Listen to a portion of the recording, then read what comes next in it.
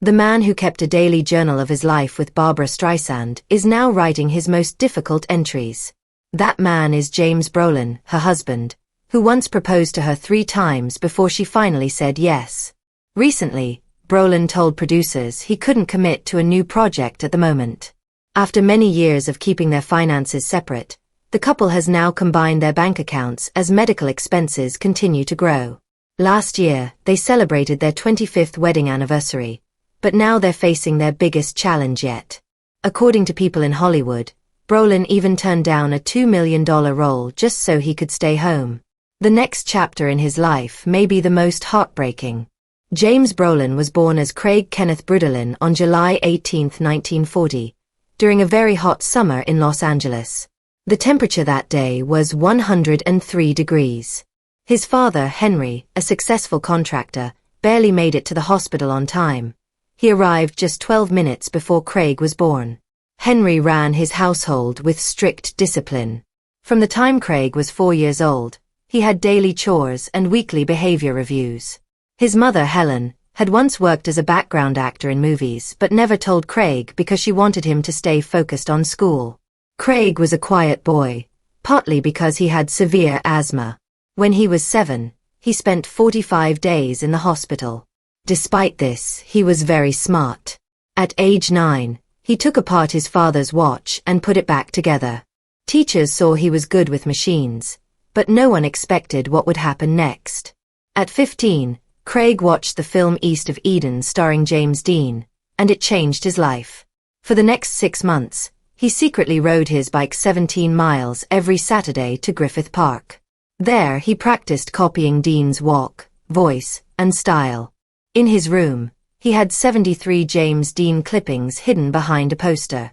He saved over $200 from his newspaper delivery job and bought an 8mm camera. He filmed 24 silent movie scenes with kids from the neighborhood. When James Dean died in a car crash, Craig was so devastated he didn't speak for 11 days. One day, his drama teacher found one of his short films and secretly sent it to UCLA. It won an honorable mention from Nicholas Ray, the director of Rebel Without a Cause. That moment confirmed Craig's dream to become an actor, even though he was so shy he would sometimes vomit before auditions. In 1960, the studio told him to change his name. They said Brudolin sounded too German. They claimed short names with strong sounds were more memorable. Although Craig argued in 7 different meetings to keep his name, the studio insisted. They gave him the first name, James, because of his love for James Dean. His father didn't speak to him for over a year because of the name change. His mother had to mail his new headshots to relatives to explain what had happened. For 214 nights, James couldn't sleep without sleeping pills. And after all that, the studio complained he was acting too much like James Dean, the very thing they wanted from him. In 1966, he got small roles on the Batman TV show. His first part was as a bank teller. The director liked the way he dropped the money bags, so he got more screen time. Later, another director cast him as the villain, the Eraser, not realizing he had already been on the show. James even cracked 3 ribs doing his own stunts. Actor Adam West then picked him for a 3rd role. No one noticed he had already appeared on the show twice. At that time, James was homeless. He lived in a 1958 Chevy and used the gym showers at Fox Studios. In 1967, his career hit rock bottom. He starred in the Cape Town Affair, a film he believed would fail. He warned the studio with memos about the poor script and cultural issues, but they ignored him. The film flopped, and while visiting his mother in the hospital, he was fired. To make things worse, Fox demanded he pay back $11,400 from his salary. He was unemployed for 18 months and ended up working as a car mechanic in Van Nuys. Most of his customers had no idea he had once been a rising actor. Then fate intervened. A Universal executive brought his car in for repairs and was impressed by James's professionalism. He offered him a screen test, which led to the role that changed his life. Dr. Stephen Kiley on Marcus Welby, MD. The show began in 1969 and ran until 1976.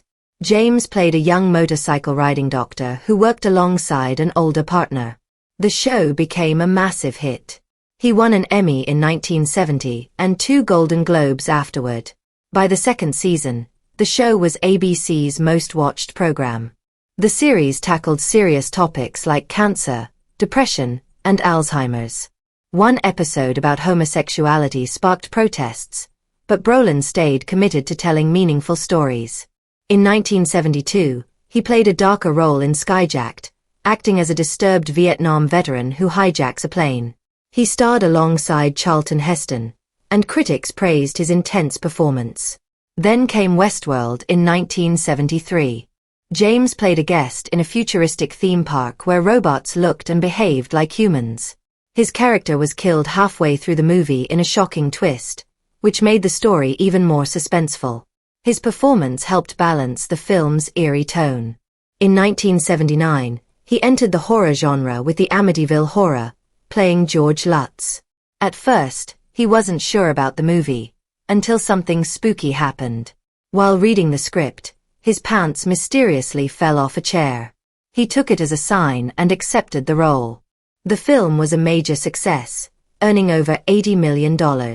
His chilling portrayal of a man breaking under pressure resonated with audiences during a time of economic and family struggles. Behind the scenes, he often clashed with co-star Margot Kidder, but their tension added realism to the story. In 1985, Brolin showed his comedic side with a cameo in Pee-wee's Big Adventure. He played a fake version of Pee-wee as a suave secret agent, a playful nod to his almost casting as James Bond. At the same time, he starred in the TV show Hotel, which ran for 5 years. He played Peter McDermott, the stylish manager of a luxurious San Francisco hotel. Each episode introduced new drama and guests. Brolin was the show's steady core and even directed some episodes. He earned 2 more Golden Globe nominations and met actress Jan Smithers, who guest-starred while he was dealing with a painful divorce. Meanwhile, Barbra Streisand had her own journey. She was born on April 24, 1942, in Brooklyn, New York. Her parents were Diana, a school secretary, and Emmanuel, a well-respected teacher who made only $4,200 a year. When Barbara was just 15 months old, her father died from a seizure. The family had only $250 in savings and had to move in with her grandparents. In 1949, her mother remarried, and Barbara got a half-sister. But life remained tough. Her stepfather was cold and once said he would break her spirit. By age 16, Barbara left home. She had no money and no place to live. For over a year, she stayed on friends' couches, old cots, and even fire escapes during summer. She owned 1 suitcase with 3 outfits, 2 pairs of shoes, and 12 records. Despite all this, she never missed a day of school. She studied in diners and libraries and worked part-time jobs for just 75 cents an hour. She earned only $17 a week but managed to survive by visiting her mother twice a week at dinner time so she could eat. Barbara wore the same coat for 3 years, patching and even dyeing it with leftover costume dye. In 1960, she worked as a theater usher, earning a little over $46 per week. She watched The Sound of Music more than 100 times and memorized every line. She practiced singing alone in the empty theater before her shift. One night, a stage manager heard her voice and thought she was a performer. He asked who she was. Without hesitation, she said she was auditioning.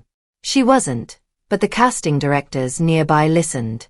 2 days later, she got a nightclub job singing for $18 over the weekend, double her usual pay. The theater fired her for breaking the rules, but it didn't matter. She had just started her journey. Barbara had never taken a singing lesson. She trained herself by singing in stairwells and subways, listening to echoes and drawing small crowds. Later that year, her friend Barry Denon helped her record 3 songs using a reel-to-reel tape recorder. Barbara had to stand exactly 27 inches from the mic. When they played the tape back, Barry dropped his coffee mug in shock. He had never heard a voice like hers. Some people didn't believe the tape was real. One record executive thought it had been professionally edited. That raw tape later ended up in the Library of Congress. Everything changed in September 1960. Barbra, just 18, stepped onto a nightclub stage in a $6 thrift store dress with mismatched earrings. She had been rejected 7 times that month for looking too strange. One producer even told her she had a $1 million voice but a 5-cent face. That night, she sang Cry Me a River, followed by a funny version of Who's Afraid of the Big Bad Wolf. The audience was silent, then erupted in applause that lasted 5 full minutes. It was the first time the judges had ever given perfect scores. A tough critic even wrote that her nose might become as iconic as her voice. Within 2 months, she had 23 paid gigs. She proved that talent mattered more than appearance. In 1961, she dropped the second A in her name to become Barbra, just to stand out. She kept her Brooklyn accent, refused plastic surgery, and kept singing the quirky songs she loved. Even when only 7 people showed up at a show, she gave her all. In 1962, she got her big break on Broadway in I Can Get It For You Wholesale. Even though she had a 103 degrees fever, she showed up for her audition. Her big song almost got cut for being too strange, but she fought to keep it. On opening night, the audience demanded she sing it 3 times. She was just a supporting character, but critics only talked about her. One newspaper called her the funniest thing on Broadway since Fanny Brice. She started out earning $175 a week, but her contract was renegotiated 5 times. In 1963, Barbra released her first album. Columbia Records only printed 10,000 copies, expecting it to fail. It had no hit singles, just ballads and show tunes. But it sold 150,000 copies in its first month. And she had full creative control. But when he walked into that dinner party and saw Barbra, everything changed. Barbra had cut her hair short that week, and Brolin later said he was shocked, in a good way. He told her she looked like a boy, and instead of getting offended, she laughed. That moment broke the ice. They talked for hours about everything from politics to dogs to architecture. Neither expected a spark, but something clicked. After the party, Brolin left a note on her windshield. I haven't laughed like that in years. They took things slow. Barbra was cautious. She'd spent decades building her life alone and didn't need a man to define her. Brolin respected that. He sent her poems, cooked for her, and learned how to step back when she needed space. He proposed 3 times. The first time, she said no. The second time, she said maybe. The third time, she finally said yes. They married on July 1, 1998, exactly 2 years after they met. Barbra wore a cream pantsuit and walked down the aisle to one of her own songs. Guests said the ceremony was filled with tears, laughter, and music. At the reception, instead of a traditional cake, they had a tower of eclairs and fresh fruit. Barbra sang only once, an impromptu version of Evergreen that made even the photographers cry. Their marriage wasn't always easy. Both were strong-willed, independent, and used to being in control. They kept separate bank accounts and homes for the first few years. Brolin once joked, "We're 2 captains with 1 ship. We have to decide every day who's steering." But they made it work. They gardened together, shared recipes, and raised dogs instead of children. On their 10th anniversary, Barbra gave Brolin a journal she'd kept of every day they'd spent together. 1,095 pages, handwritten. Now, after 25 years, their biggest challenge isn't artistic, it's health. Brolin has faced a series of medical setbacks. Though private about the details, friends say he's declined several major acting roles to stay close to home. He recently turned down a $2 million part in a major studio film. His reasoning? Barbra needs me now. That's all that matters. They've finally merged their finances after decades of independence, a sign of how serious things have become. Barbra has taken a step back from performing to be by his side. Their friends say her sharpness and humor haven't dulled, but there's a visible weight behind her eyes. Hollywood insiders say Brolin is journaling again, but now the entries are harder. They're not filled with jokes or recipes, but notes on medications, appointments, quiet afternoons, and holding hands when neither of them feels strong. He said in private, "I married the love of my life at 56. And every day since has been a bonus. If this is our last act, I want it to be the one people remember. Not the movies or the Emmys, but this." Even as life tests them, the story of Barbra Streisand and James Brolin remains what it's always been. Two icons who found something rare, real love, later in life, and refused to let go. That night, he had planned to cancel, but changed his mind at the last minute. He was nervous, so he took a Valium to calm himself down. Streisand had expected to meet a rugged man with a beard, but instead, he showed up clean-shaven because of a role he was preparing for.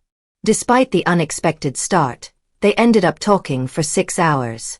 Later, they found out they had been born just 3.44 miles apart in Los Angeles. Within the first 30 seconds of meeting, Streisand casually asked him, "Who messed up your hair?"